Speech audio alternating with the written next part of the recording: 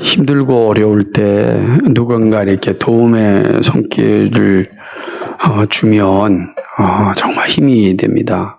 우리가 살면서 다 어려운 일을 한 번씩 겪잖아요. 뭐 안 겪은 사람이 없잖아요.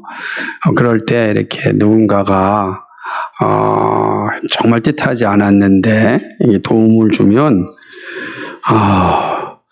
그 어려운 상황들을 그나마 이길 수 있는 힘을 갖게 됩니다. 보이지 않는 그러한 손길들이 사실은 우리가 살아가는 긴 여정 속에서 얼마나 큰 힘이 되는지 모릅니다. 아마 여러분들에게도 그러한 일들이 아마 있었으리라 생각합니다. 전혀 뜻밖의 어떤 그 도움을 통하여서 어려운 상황들을 이겨냈던 또 극복하였던 뭐 그러한 경험들이 다 있으리라 생각을 합니다. 저에게도 뭐 그러한 상황들이 많이 있었습니다. 그러한 상황들이 모여서 오늘 저라고 하는 삶이 형성되는지도 모릅니다. 어쩌면 여러분도 그럴 겁니다. 그러한 일들이 이렇게 모여서 오늘 지금 나의 모습이 만들어졌다라고 할 수도 있을 것입니다. 오늘 우리가 읽은 본문에도 이러한 모습이 나타납니다. 예레미야 선지자가 죽음의 위기에 처하여 있을 때 뜻하지 아니하는 정말 뜻하지 아니하는 손길을 통하여서 그 위기를 그리고 또다시 하나님께서 허락하신 사역을 끝까지 감당한 그런 모습을 볼 수가 있습니다. 우상숭배와 악한 일에 빠져있는 유다를 향하여 예레미야 선지자는 강력하게 회개를 촉구하였습니다. 회개하지 아니하면 반드시 하나님의 심판 가운데 떨어질 것이고 너희들의 삶은 황폐하게 될 것이다. 지금 아무리 많은 것을 가지고 있다 할지라도 빈손이 될 것이다 라고 이야기합니다. 사람도 종종 주머니가 좀 든든하거나 또 건강이 좀 있거나 아니 권력이 좀 있으면 마치 세상을 다 가진 것처럼 의기양양하며 살아가거든요. 자기보다 좀 없는 사람 무시하고 아주 이렇게 모욕도 주고 그렇게 살아가는 겁니다. 그게 아마 세상 사람들이 살아가는 모습 아니겠습니까? 선지자는 그런 모습을 그대로 가지고 가면 반드시 심판에 이르게 될 것이고 자신이 하였던 그 모든 말대로 그대로 대갚음을 받을 것이다. 이렇게 말씀합니다. 그러므로 회개하라. 악한 일과 악행에서 돌이키라 라고 계속해서 말씀을 합니다. 그러나 사람들은요, 이 정직한 말을 참 좋아하지 않습니다. 정직하게 이야기하는 건 싫어합니다. 더군다나 자기와 생각이 다르면 더더욱 싫어합니다. 아무리 좋은 말이라도 자기와 생각이 같은 사람도 좋은 말을 하면 싫어하는데 자기와 생각이 다르다. 뭐 목표도 다르고 목적도 다르다라고 하면은 더 싫어합니다. 그러지 않겠습니까? 세상의 모습이에요. 왜 그러냐면 정직하게 말할 때 그 정직함이 불편하게 만들기 때문에 그렇습니다. 불편함을 주거든요. 그러니까 불편함을 주는 걸 싫어합니다. 그래서 불편함을 주는 사람들을 멀리하고 싶어합니다. 그래 너만 깨끗하냐? 네 알아서 살아. 이렇게 합니다. 나는 깨끗하게 살지 않을래? 라고 이야기하면 깨끗하게 사는 것이 복인데 깨끗하게 살자고 말하는 사람이 아주 부담스러운 겁니다. 그래서 나한테 깨끗하다고 말하지 마라. 너나 깨끗해? 이게 이야기합니다. 그죠? 너나 깨끗하게 잘 먹고 잘 살아. 그러니 하나님의 말씀을 받아서 전하는 이들이 얼마나 힘들겠습니까? 정직한 복음을 전해야 되는데 정직한 복음을 전할 수 있는 환경이 조성되지 않습니다. 그러니까 매우 힘들고 부담스럽죠. 그래서 결정을 해야 됩니다. 편안하게 갈 것인지 아니면 그럼에도 불구하고 정직하게 복음을 전해야 할 것인지 이걸 결정해야 되는 것이죠. 예레미야 선지자는 그 결정 가운데서 정직하게 복음을 전할 것으로 결정합니다. 사람들이 예레미야를 향하여 죽이자, 죽여야, 죽여라 라고 할 때에 예레미야는 담대하게 이야기합니다. 너희가 나를 죽이는 것에 대하여 너희의 소견대로 행하라. 나는 복음을 있는 그대로 전하겠노라 라고 이야기합니다. 담대하게 그 복음을 전합니다. 그리고 이제 위기의 상황에 놓이게 됩니다. 이제는 수많은 백성들 앞에 예레미야는 서게 되고 예레미야의 어떤 목숨은 이제 풍정동화 같은 상황에 처하게 되는 것이죠. 그죠? 바람 앞에 있는 촛불과 같이 그런 상황이 되어졌다라고 하는 것입니다. 그런데 여기 아주 놀라운 상황들이 일어납니다. 그건 뭐냐면 죽음이 부당하다고 말하는 그런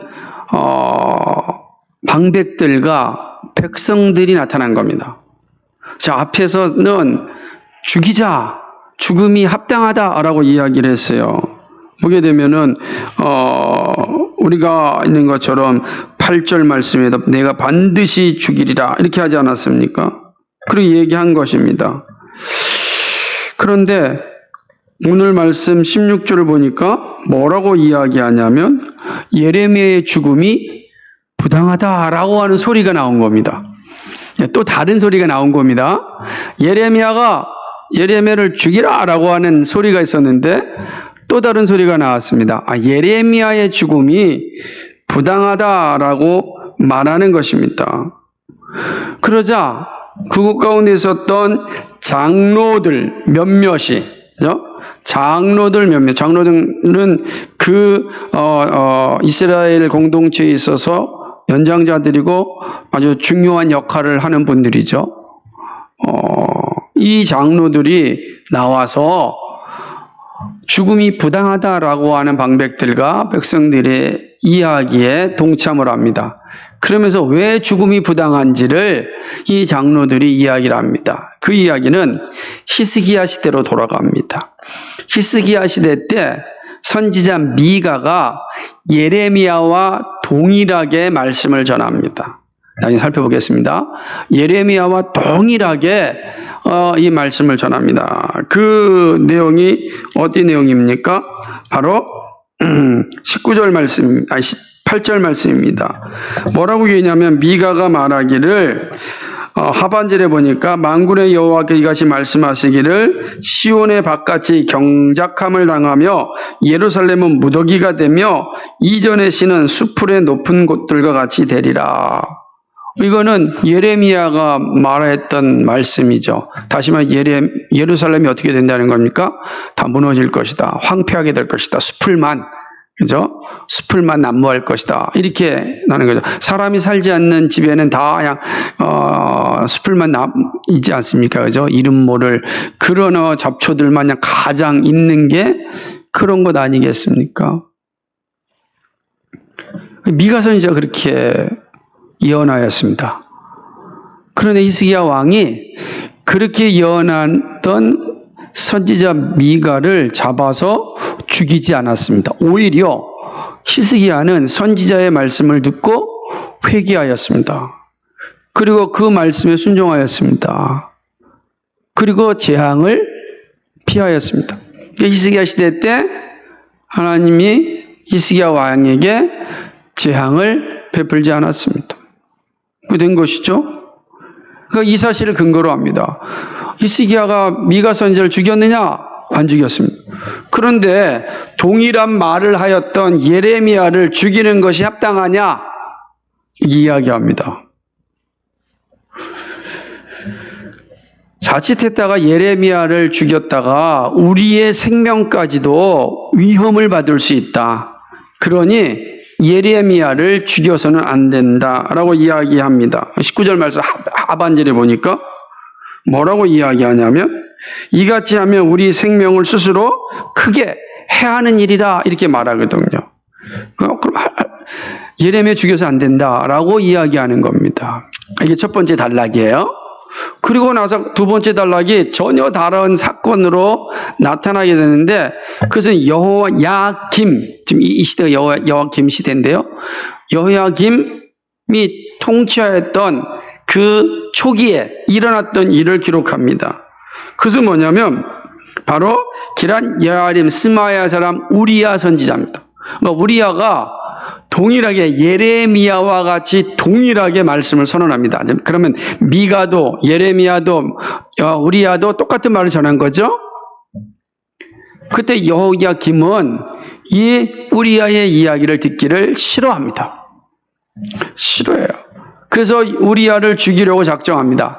그러자 우리야가 도피를 합니다. 애굽으로 도망을 갑니다. 그런데 이 여호야김이 얼마나 강력한 권력을 사용하였냐면 애굽에까지 와가지고서 우리야를 체포합니다. 그리고 다시금 예루살렘으로 데려갑니다. 그리고 자기 앞에서 여호야김 보는 앞에서 우리야를 죽입니다. 죽이는 걸로 끝나지 않고, 그는 선지자인데 그를 어디에다가 장례를 치르게 하냐면 평민의 묘실에다가 그를 장례를 치르게 합니다. 이것은 살아서 죽이는 것뿐만 아니라 죽여서도 철저하게 욕보이는 행위입니다. 아주 모욕을 주는 행위이죠. 이게 두 번째 단락입니다. 그리고 나서 24절 마지막 절에 사반의 아들 아히감이 예레미야를 보호하는 장면이 기록됩니다. 예레미야가 사반의 아들 아히감을 통하여서 보호를 받습니다. 다시 말하면 예레미야가 죽음의 위기에서 벗어나게 된 것입니다. 그래서 사람들이 예레미야를 죽이지 못합니다. 일부는 예레미야를 죽이라고 했잖아요. 그죠? 또 일부는 죽이지면 안 된다고 했잖아요. 그러니까 예레미야가 위기의 상황에 처해 있는 것이죠.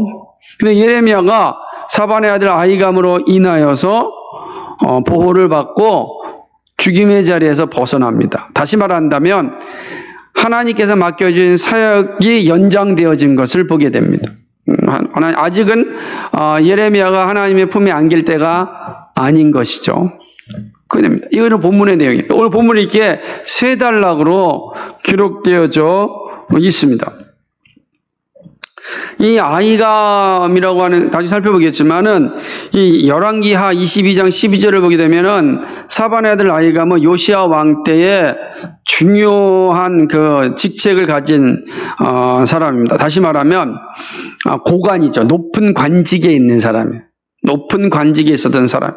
그래서 제사장들과 함께 요시야 왕의 이 말을 전달하는 그러한 역할을 하는 사람입니다. 그러니까 왕의 말을 직접 받아서 전하는 직분을 가진 사람이니까 상당히 높은 관직에 있는 사람이에요. 그죠? 이게 되게 중요한, 높은 관직에 있는 사람입니다. 이게 왜 의미가 있냐면, 지금 여호야김 왕이 지금 예레미야를 죽이려고 하는 거예요. 왕이. 그 관직에 있는 사람이 그 왕의 명령을 순종해야 되느냐 불순종해야 되느냐라고 하는 상황에 처한 거 아니겠어요? 그런데 이 관직에 있었던 이 사람이 어떻게 된 겁니까? 왕의 명령보다도 하나님의 명령에 순종한 것이죠. 그래서 예레미야를 보호한 겁니다. 이렇게 되는 거죠. 마치 종교개혁 시대 때의 이야기처럼입니다. 루터를 사실 죽이려고 이 가톨릭 교황이 다 죽이려고 하였을 때에 이 루터를 살려준 것은 공작이었습니다. 그러니까 되게 중요한 겁니다. 그러니까 이런 장면들이 지금 이 사반의 아들 아히감의 모습을 통해서 볼 수 있는 거죠. 그리고 이 장면이 끝나게 되는 것입니다. 자, 본문에 이렇게 세 가지 이야기로 구성되어 있습니다. 이 말씀은 사실은 하나님의 말씀을 전하는 선지자와 정치인의 관계를 잘 보여주고 있습니다. 그리고 정치가를 통하여 운영되는 나라에서 그리스도인들은 어떠해야 하는지를 우리에게 보여주고 있습니다. 자, 지금 이 두 왕가, 그죠? 하나는 히스기야 왕, 하나 여호와김 왕의 통치 시대에 일어난 사건입니다. 거기에 미가, 예레미야, 우리야 이 세 선지자가 있습니다. 그리고 거기에 사반의 아들 아히감이 있습니다. 이거는 이 사람들만 다 보면 엄청난 지금 정치적인 소용돌이 속에 있는 거죠. 왕이 지금 통치를 하는 거예요.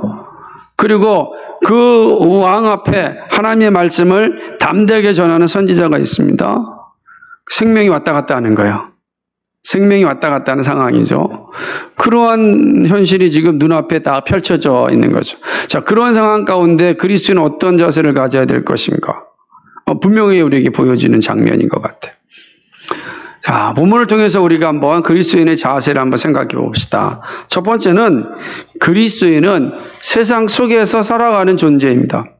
너무나 잘 알고 있는 내용이죠. 세상 속에서 살아간다라는 건 세상 안에서 거하는 겁니다.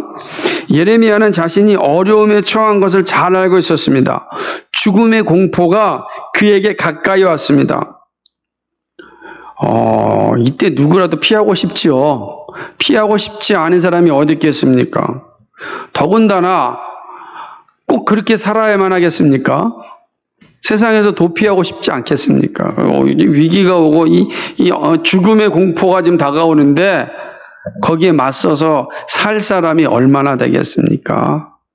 물론 역사 가운데 보면 믿음의 선진들 가운데는 수없이 많은 사람들이 이 부당한 정권에 저항해서 순교를 당하였습니다. 그렇죠? 그것이 교권이든 그것이 왕권이든 부당한 권력에 저항해서 많은 분들이 순교를 당했습니다. 그러나 순교를 당한다는 것이 지금 역사적 상황 속에서 우리가 보니까 쉽지 그 상황 앞에서 그게 쉬운 일이겠습니까? 지금 우리가 쉽게 못하게 행동하고 있지 않습니까?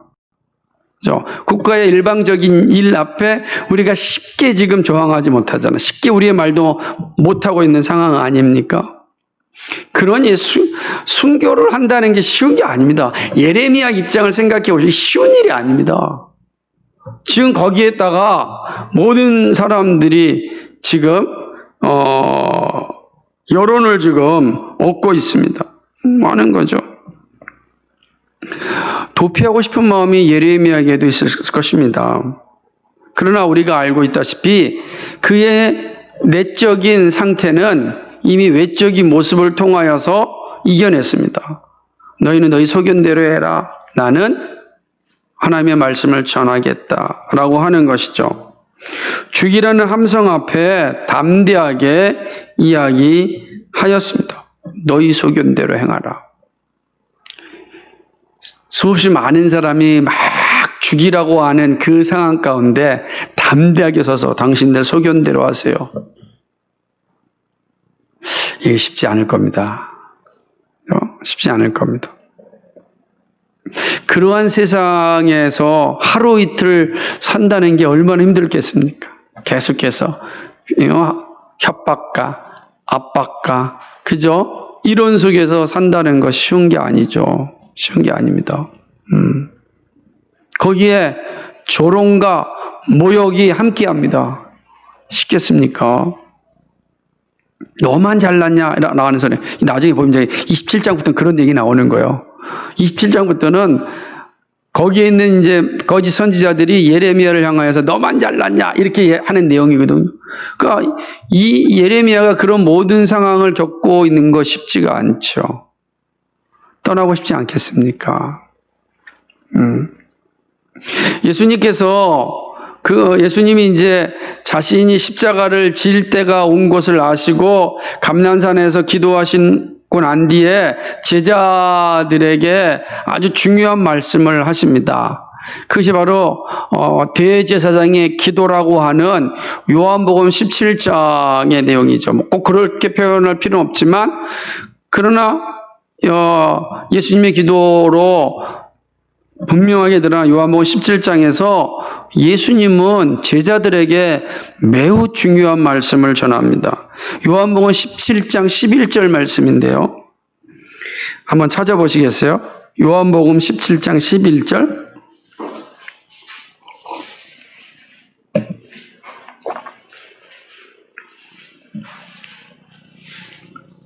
같이 있습니다. 나는 세상에 더 있지 아니하오나 저희는 세상에 있사옵고 나는 아버지께로 가옵나니 거룩하신 아버지여 내게 주신 아버지의 이름으로 저희를 보존하사 우리와 같이 저희도 하나가 되게 하옵소서. 아멘.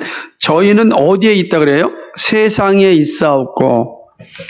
예수님은 하나님 나라에 가시지만 제자들은 그리스도인들 우리들은 어디에 있습니까? 이 세상에 삽니다. 예수님 가실 때 우리도 데려가면 좋을 텐데 안 데려가셨단 말이에요. 아직 하나님의 뜻이 남아있으니까 구원받기로 작정된 자가 다 회개하고 돌아와야 되니까 그때까지 남겨두신 겁니다. 그럼 세상에 있는 우리들은 어떤 대접을 받으며 살까요? 14절입니다. 17장 14절 시작. 내가 아버지의 말씀을 저희에게 주었사오매 세상이 저희를 미워하였사오니 이는 내가 세상에 속하지 아니한 같이 저희도 세상에 속하지 아니함을 인함이니이다. 아멘. 그리스도인은 세상에 살아가는 존재입니다. 그러나 세상에 속하지 않습니다. 세상에 속하지 않았다는 그 사실 하나만으로 세상으로부터 미움을 받습니다. 세상에 시대정신에 혼합되지 않는 것이 그리스도인입니다. 이 시대정신 가운데 하나가 뭡니까? 젠더 같은 게 이 시대정신 아니겠습니까? 하나님께서 남자와 여자를 창조하셨다 그랬습니다. 예수님께서 말씀하시기를 남자와 여자로 창조하시고 라고 말씀하셨습니다. 창조와 예수님의 말씀 속에서 젠더는 존재하지 않습니다. 근데 이 시대 정신은 다 젠더 이론입니다. 사회적 성, 다수결로 의결한 성, 내가 인식한 성, 그게 내 성이라고 이야기합니다. 이 시대 정신이죠. 그러한 의식에 함께하지 아니하면 뒤떨어진 겁니다. 이 시대와 함께하지 않는 겁니다. 그 미워하는 겁니다. 지금 시대가 어떻게 바뀌고 있는데 아직도 그 자리에 있습니까? 라고 이야기합니다. 세상은 엄청나게 바뀌고 있는데 교회는 늘 그 자리에 있다고 비판합니다. 그렇게 된 거예요. 시대적 정신에 함께하지 아니하면 이렇게 조롱을 당합니다. 모욕을 당합니다. 그렇게 이야기하는 것이죠.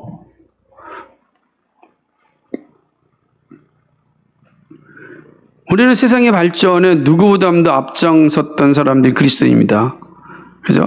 종교개혁자들로 말미암아, 청교도들로 말미암아 정말로 이 시대의 변화에 누구보다도 적극적으로 앞섰습니다. 그 성경이 그렇게 가르치기 때문에 그렇습니다. 그러나 늘 성경의 정신으로 시대를 이끌어갔습니다. 최초로 여성이 대학에 들어간 것도 저 스코틀랜드라고 말씀하지 않았어요. 그죠? 그만큼 여성에 대한 존중을 했던 게 기독교의 정신입니다. 가치입니다. 한국의 선교사님들이 와가지고 한국의 신여성들에게 교육을 시켰습니다. 상상하지 못하는 일들이 선교사님을 통해서 일어난 거예요. 어떻게 이화여자대학교 같은 데가 생기겠습니까? 불가능한 거죠. 그 조선시대 생각해 보죠. 불가능한 겁니다. 그런데 역사를 바꿔놨잖아요. 성경이 가르치기 때문에 그렇습니다. 그런데 우리가 시대정신에 속하지 않았다고 모욕을 당합니다. 무시를 당합니다. 세상이 미워한다라고 하는 것입니다. 세상의 시대정신에 혼합되지 않는 게 사실 그리스도인입니다. 세상에 살지만 세상에 속하지 않았다라고 하는 내용이에요. 세상에 있지만 너희 소견대로 얘기하라. 나는 그리스도의 말씀대로 전하겠다. 예레미야가 너희 소견대로 얘기하라. 그렇게 말씀하지 않습니까? 나는 하나님의 말씀을 전하겠다. 너희의 소견은 시대정신입니다. 그러나 하나님의 말씀은 변하지 않는 거예요. 영원한 말씀이에요. 그 말씀을 전하겠다라고 이야기합니다. 세상에 살지만 세상에 속하지 않고 세상의 죄를 말하는 것이 그리스도입니다. 선지자 예레미야의 모습이며 그리스도께서 가신 길이고 우리들이 사는 삶입니다. 이 사실을 정확하게 인식하고 있어야 됩니다. 우리는 어디에 산다고요? 이 세상에 삽니다. 그러나 이 세상에 속하지 않았습니다. 그래서 세상으로부터 미움을 받습니다. 그걸 이상하게 여기지 말라는 거예요. 그럼에도 불구하고 우리는 복음에 합당하게 살아가는 겁니다. 이 자연스럽게 두 번째 가르침으로 갑니다. 세상은 자신의 유익을 위하여 행동합니다. 그러나 그리스도인은 복음과 함께 살아갑니다. 자, 예레미야를 죽이자는 함성이 일어났습니다. 그런데 갑자기 제동이 걸립니다. 그죠? 그것도 장로들이 일어나서 역사적으로 일어났던 사건을 들먹이면서 예레미야 죽이면 안 된다고 이야기합니다. 히스기야 시대 때 미가 선지자를 소환합니다. 미가 선지자가 예레미야 선지자가 했던 것 같이 동일한 말씀을 전하지 않았느냐. 근데 히스기야 왕이 그 미가 선지자를 죽였느냐라고 이야기합니다. 우리 한번 찾아볼까요? 미가서 3장 11절과 12절입니다. 구약성경 미가서 3장 11절 12절.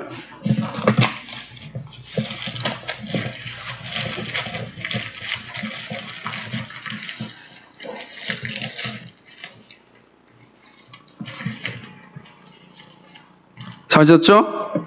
3장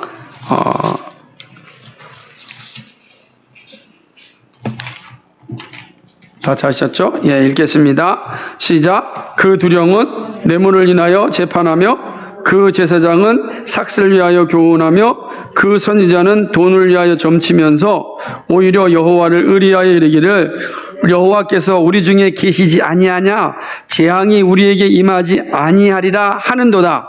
이러므로 너희로 인하여 시온은 바깥이 갈물 당하고 예루살렘은 무더기가 되고 성전의 산은 수풀의 높은 곳과 같게 되리라. 아멘. 오늘 우리가 살펴봤던 예레미야 26장 19절에 있는 말씀 그대로 전하는 겁니다. 11절에서 이 이스라엘의 끔찍한 죄를 이야기하지 않습니까? 뇌물을 받아서 재판합니다. 제사장은요, 돈을 위하여 교훈합니다. 그죠? 선지자도 돈을 위하여 점칩니다. 이 끔찍하지 않아요, 이거? 왕과 재판장과 제사장과 그리고 선지자들이 다 돈을 위하여서 일합니다. 일만하게 뿌리가 되는 것들을 이 사람들이 하고 있는 것이죠. 그러면서 말하기를 우린 재앙이 임하지 않는다. 얼마나 달콤합니다. 여러분 재앙이 임하지 않아요. 걱정하지 말아요. 하나님 우리 잘 도와주실 거예요. 네? 돈을 사랑해도 괜찮아요. 이야기합니다. 얼마나 좋습니까? 네? 얼마든 여러분 마음껏 벌으셔서 마음껏 쓰세요. 우리 자본주의 사회 아닙니까? 이 자본주의 사회의 가장 꽃이 뭡니까? 내가 벌어서 내 마음껏 쓰는 것 아니겠습니까? 걱정하지 마. 마음껏 쓰세요. 마음껏 누리세요. 어차피 한 세상인데 왜 누리지 않습니까? 누리세요. 얼마나 좋아. 아마 그러면 신날 겁니다. 그런데 미가 선지자 뭘 하시려 얘기합니까? 그렇게 살다가는 패망할 것이다. 그런데 여기 조금 있습니다. 예루살렘은 무더기가 되고 그러니까 예루살렘이 어떻게 되냐? 쓰레기 더미가 된다는 거예요. 자본주의 사회에 그렇게 살면 안 돼요. 하나님께서 우리에게 부를 주시고 재능을 주시고 은사를 주신 것은 하나님의 영광을 위해서 이웃을 사랑하기 위해서 우리에게 주시는 거예요. 그렇게 줄 때 그것은 우리에게 영광이요 기쁨이요 그 은혜가 되는 거예요. 그러지 아니면 뭐가 되는 거예요? 쓰레기 더미가 되는 겁니다. 그렇게 많이 벌어서 이 땅에서 뭐 한탕하며 살 수는 있죠. 많잖아요. 그런 사람들이. 그러나 하나님은 말씀합니다. 그리스도인들이 그렇게 산다면 완벽하게 패망할 것이다 라고 말씀하는 거예요. 그러니 이 소리 들은 왕과 백성들 좋아하겠냐고요. 그 놀라운 일이 일어납니다. 히스기야 왕은 그 말을 듣고 회개하였습니다. 그리고 재앙을 당하지 않았습니다. 이 사실이 역사적 사실이에요. 그러니까 지금 이 여호와김 시대에 이 장로들이 히스기야 시대의 이야기를 들어서 그래서 예레미야를 죽이면 안 됩니다 라고 이야기합니다. 예레미야를 죽였다가는 우리의 생명이 위태롭습니다 라고 이야기하는 거예요. 그런데 잘 보세요. 이렇게 보면 이 사람들이 정신 차렸구나 이런 생각이 들죠. 이 내용만 보면. 그런데 19절로 끝나잖아요. 이 사람들이 어떻게 했다는 내용이 없잖아요. 그러니까 예레미야를 살려주는 것으로 끝나잖아요. 자신들이 어떻게 했다는 내용이 없어요. 지금 예레미야가 하는 것은 뭐예요? 너희의 죄를 회개하고 악한 길에서 돌아서라는 거잖아요. 내 생명 살려달라는 게 아니잖아요. 그러면 이 사람들이 할 일이 뭐예요? 회개하고 돌이켜야 되는 거예요. 그런데 회개하고 돌이키는 건 없어요. 그러니까 이 내용에서 뭐예요? 이 사람들도 회개함이 없다는 거예요. 이 내용 잘 봐야 돼요. 그러니까 예레미야를 살려주는 것은 지금 잘 먹고 잘 사는 것에 해가 되면 안 되니까 그 일을 계속하고 싶으니까 괜히 좋은 말하는 이 예레미야 죽이지 말자. 여호와김 왕이여 회개하세요 이런 게 없잖아요. 히스기야는 회개했는데 여호와김 회개하지 않거든요. 이 재밌는 겁니다. 이 장면이 아주 결국 예레미야를 죽이지 말자는 것은 복음에 반응하기 위함이 아니라 재앙을 받지 않는 기회를 삼는 것입니다. 이게 세상이에요. 세상 하나님의 말씀을 들으면 잠시 두려움을 갖는 것처럼 느껴요. 왜? 자신들에게 피해가 올까 봐. 그래서 좀 어려움이 닥치고 힘이 들면은 교회 가야지 이렇게 이야기합니다. 그래도 기도해 볼까 이렇게 이야기합니다. 회개하지 않습니다. 회개하지 않아요. 복음에 고백하지 않아요. 그래서 자신의 삶이 다시 나아지면 원래의 자리로 다 돌아갑니다. 다시금 세상으로 돌아갑니다. 그렇게 살게 돼 있어요. 그러나 그리스도인들은 말씀을 들을 때에 사람의 말로 듣지 않습니다. 즉 자신의 삶의 유익이 아니라 하나님께 순종하기 위함입니다. 우리가 말씀을 듣는 것은 내 삶의 유익이 목적이 아니고 하나님께 순종하기 합니다. 그때 하나님께서 우리에게 삶의 유익이라고 하는 선물을 주시는 겁니다. 주시는 것은 하나님의 주권에 속한 거예요. 우리가 할 일은 말씀을 듣고 우리의 죄를 회개하는 겁니다. 뇌물 받지 말아라. 삭슬 위하여 제사장 짓 하지 말아라. 돈을 위하여 선지자 노릇 하지 말아라. 그럴 때 자신의 모습을 돌이켜보고 그러한 자리에서 도망치는 겁니다. 벗어나는 겁니다. 그렇습니다. 회개하는 겁니다. 돈을 위하여 말씀을 전했던 죄를 회개하라는 거예요.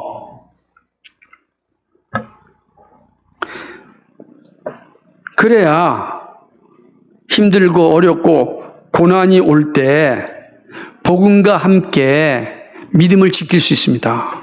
그러지 아니하면 고난이 올 때 복음과 함께 살지 못합니다. 어렵고 힘들고 아주 지친 환경이 주어질 때 믿음으로 살지 못합니다. 현재의 삶에 만족하고 그것에 즐기는 것으로 기뻐하고 하나님의 말씀을 듣지 아니한다면 어렵고 힘들고 고난의 시간이 올 때에 믿음을 결코 지킬 수 없습니다. 더 쉽고 편한 길로 떠나고 말입니다. 반드시 그렇게 되어 있어요. 쉽고 편한 길로. 그 길은 세상으로 가는 길입니다. 자기도 알지 못하게 세상으로 가고 있는 것입니다.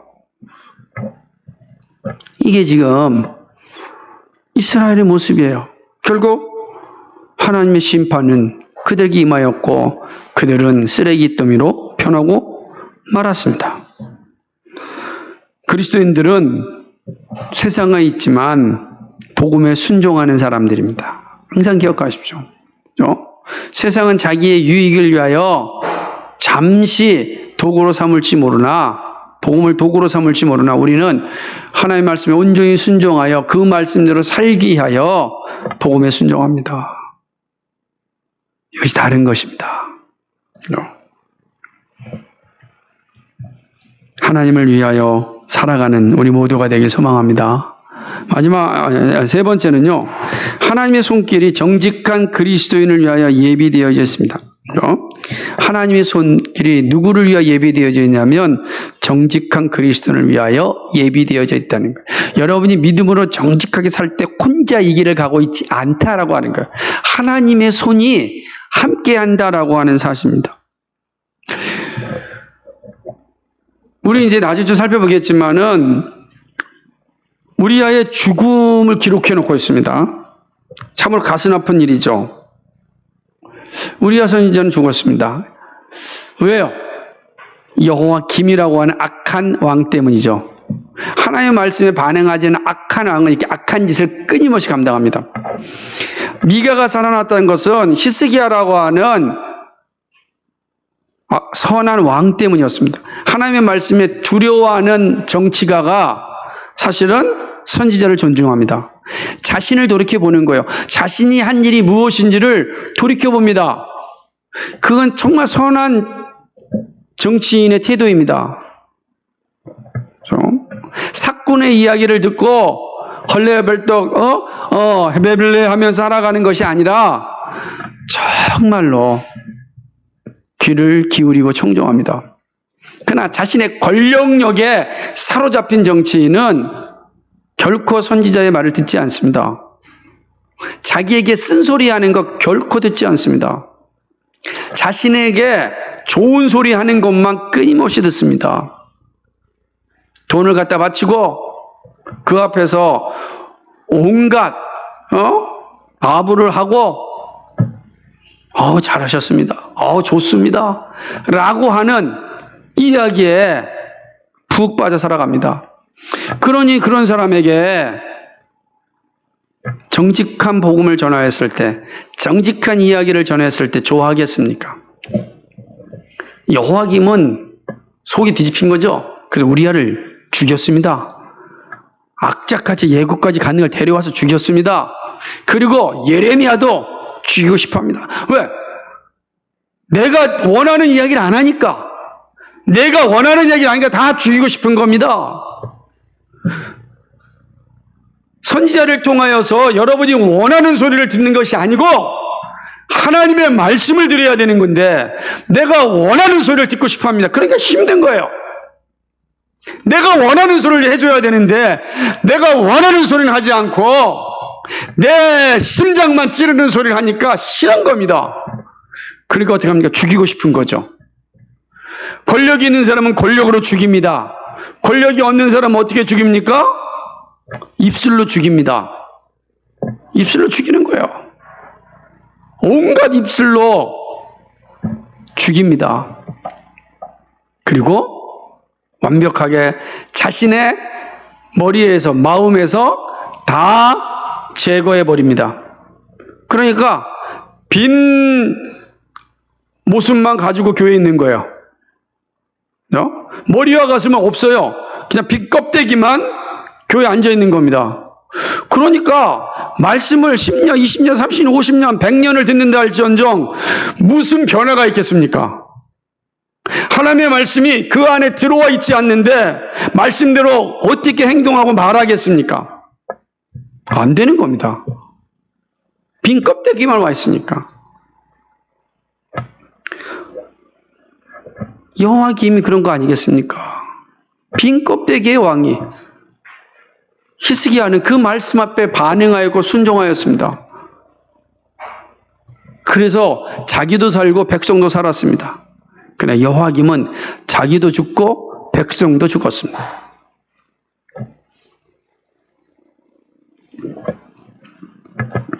정치인들은요, 자신들의 마음에 들지 아니하면 언제든지 권력을 사용합니다. 물론 사람들의 여론에 반응합니다. 그래서 언제 변할지 모르는 거예요. 언제 변할지 모르는 거예요. 여론이 자신에게 막 호의를 주고 그래가지고서 여론조사를 했더니 그냥 높이 나왔습니다. 막 70, 80% 나가면 막 의기양양합니다. 여론에 따라서 자신의 주관이 항상 바뀌는 거죠. 그게 정치인입니다. 예레미야를 죽이자는 여론이 막 들끓었습니다. 죽여야 됩니다. 근데 갑자기 또 죽이지 말라는 여론이 막 들끓습니다. 그러니까 멈춥니다.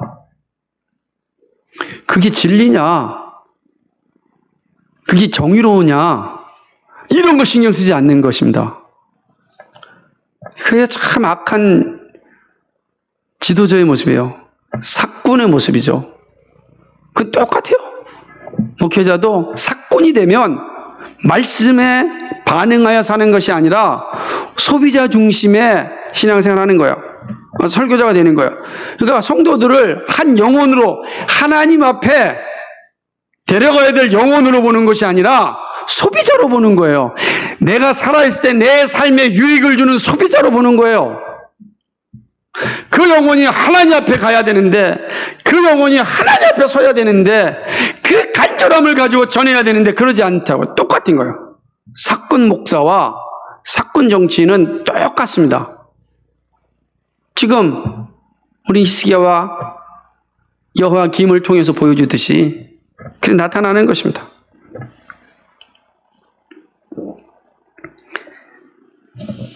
예레미야는 죽이지 말라는 여론으로 살아났고 우리야는 강력한 여론의 힘을 입고 권력에 의하여 죽임을 당하였습니다. 예레미야도 또다시 이런 위기에 빠질 수 있습니다. 그때 사반의 아들 아히감을 통하여 피신을 하게 합니다.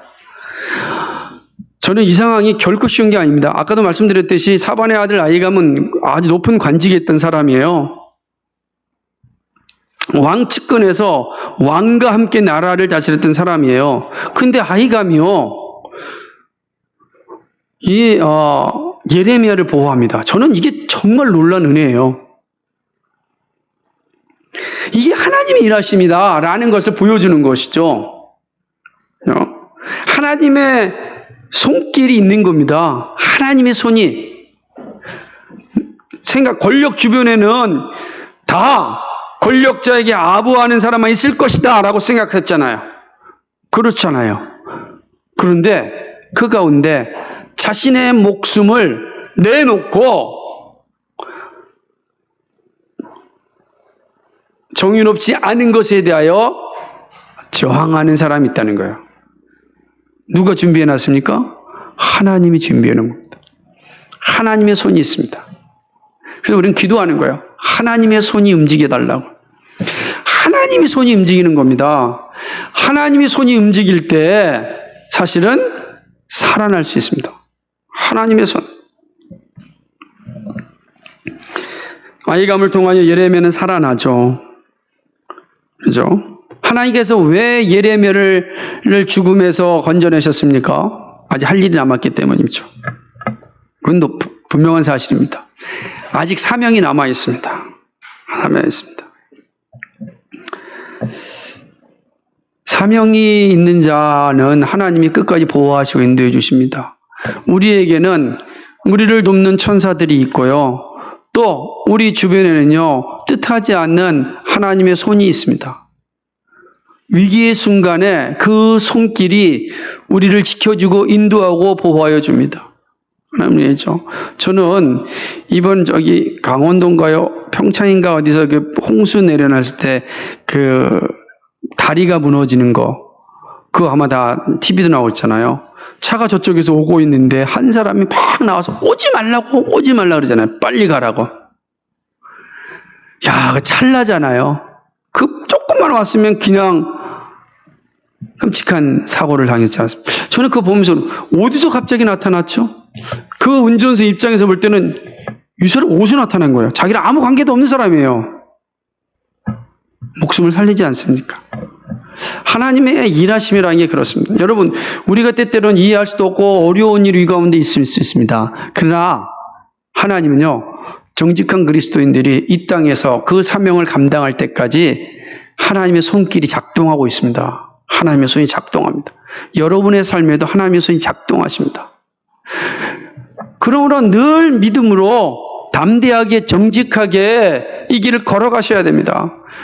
이게 분명히 내 생각은 아닌 것 같은데 다 망할 것 같은데 하나님께 다 들어서 사용하십니다. 하나님의 손이 우리와 함께 하십니다. 그러므로 그 하나님의 손을 기억하면서 이 땅의 믿음으로 정직하게 살아가야 할 것입니다. 하나님이 숨겨놓은 동역자들, 그들이 우리의 삶 속에 함께 하십니다. 그래서 우리로 하여금 하나님이 맡겨주신 그 사명을 끝까지 완수하게 하십니다. 그러면 이 사실을 믿음으로 고백하고 주님 앞에 믿음의 고백이 날마다 있어야 됩니다.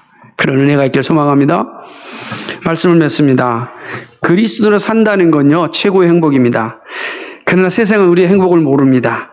그래서 우리를 미워할 수 있습니다. 오해할 수 있습니다. 저는 그리스도 산다는 게 얼마나 행복하고 좋은지 모릅니다. 그리스도인으로 살 때 자연을 참되게 볼 수 있습니다. 자연을 볼 때 하나님이 이렇게 만들어 놓으신 놀라운 것을 찬양하지 않을 수 없습니다. 동시에 이 자연을 소중하게 지켜야 한다는 생각이 들게 합니다. 그러나 하나님을 믿지 아니하면 이 자연을 보호해야 한다는 생각을 온전히 갖지 못합니다. 물론 자연운동가 되세요. 그들은 상당수가 좀 아쉽기는 해요. 범신론적 생각을 가지고 자연과 내가 하나다라는 관점으로 접근하기도 합니다. 너무나 아쉽죠. 그렇게 접근해서 환경을 과연 바르게 회복할 수 있을까? 개인적으로는 동의하지 않습니다. 그러나 중요한 건 그리스도인들은 그 자연을 자연으로 볼 수 있는 그런 능력을 받은 사람입니다. 얼마나 복된 사람인지 몰라요. 우리 이런 은혜를 가지고 살아가는 존재들입니다. 그렇기 때문에 이 세상에 살아갈 때 사람들은 종종 우리를 오해하는 것이죠. 우리가 세상에 속하지 않고 하나님의 방법대로 살기 때문입니다. 세상이 가르치는 그런 수법대로 살아가지 않고 성경이 말씀하시는 그 방법대로 살아가려고 몸부림치는 것입니다. 아이를 양육할 때도 하나님의 말씀대로 양육하려고 몸부림칩니다. 사람들은 쉽게 양육하려고 합니다. 그런데 우리는 그렇지 않습니다. 정말 말씀 안에서 가르치려고 노력합니다. 그 세상이 우리로부터 이해를 받지 못하는 거예요. 그러니 우리가 공동체로 모여 예배하고 가정이 흩어져 가정교회로 예배하는 걸 이해를 못하는 겁니다. 우리 세상에 속하지 않았기 때문이죠. 그러나 그런 상황이 있다 할지라도 하나님이 우리와 함께 하신다는 사실을 잊지 마셔야 됩니다. 세상에서 우리가 미움을 받는다 할지라도 하나님은 그런 상황 가운데 우리를 지키시고 인도하시고 보호하여 주십니다. 좋은 믿음의 동역자들을 다 세워놓으셨습니다. 다 세워놓으신 거예요. 그래서 때마다 시마다 우리에게 그런 은혜를 공급하여 주십니다. 여러분 생각을 해보세요. 나에게 왜 이런 사람이 만날 수 있었는가? 놀라운 은혜 아니겠습니까? 내가 그런 사람이 될 수 있다는 게 얼마나 큰 복입니까? 하나님이 우리를 그렇게 만들어 놓으셨어요. 그러므로 이 땅에서 결코 믿음의 길에서 흔들리지 말아야 됩니다. 어떠한 순간에도 믿음의 자리에 있어야 됩니다. 그러기 위해서 말씀을 들어야 됩니다. 세상에서 도망가는 삶이 아니라 힘들어도 세상 속에 살아야 됩니다. 어떠한 상황에서도 믿음의 주이신 예수님을 바라보아야 합니다. 나를 항상 도와주시는 그 예수님을 확실히 붙잡고 걸어가야 합니다. 사랑하는 여러분, 여러분은 이 세상에 살지만 이 세상에 속하지 않았다는 사실을 알고 있습니까? 내가 이 세상에 속하지 않았기 때문에 세상으로부터 미움을 받고 있다는 사실을 아십니까? 그럼에도 불구하고 하나님께서 미움받는 우리들을 끝까지 지키시고 보호하여 주신다는 사실을 아십니까? 우리 주님께서 우리를 그렇게 인도해 주십니다. 주님의 인도하심을 부여잡고 나의 유익을 위하여 신앙생활하는 것이 아니라 하나님의 영광을 위하여 우리 함께 주님 오시는 그날까지 믿음의 길을 멋지게 걸어갈 수 있기를 주님의 이름으로 간절히 축복합니다. 거룩하시고 자비하신 아버지 하나님, 고맙고 감사를 드립니다. 오늘 우리에게 귀한 말씀을 나눠주셔서 감사합니다. 예레미야 선지자가 처한 이 상황 가운데 말씀하시는 하나님의 가르침을 통하여 우리가 하나님께 나아갑니다. 사람을 보며 세상을 볼 때는 만족함이 없습니다. 오직 여호와 하나님 한 분만으로 만족합니다. 이 하나님 한 분만으로 만족함으로 이 세상 속에서 승리하며 살게 하여 주옵소서.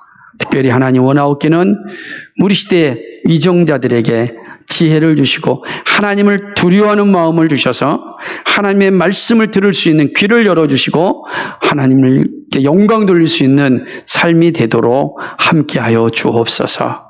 감사합니다. 예수 그리스도의 받들어 기도하옵나이다. 아멘.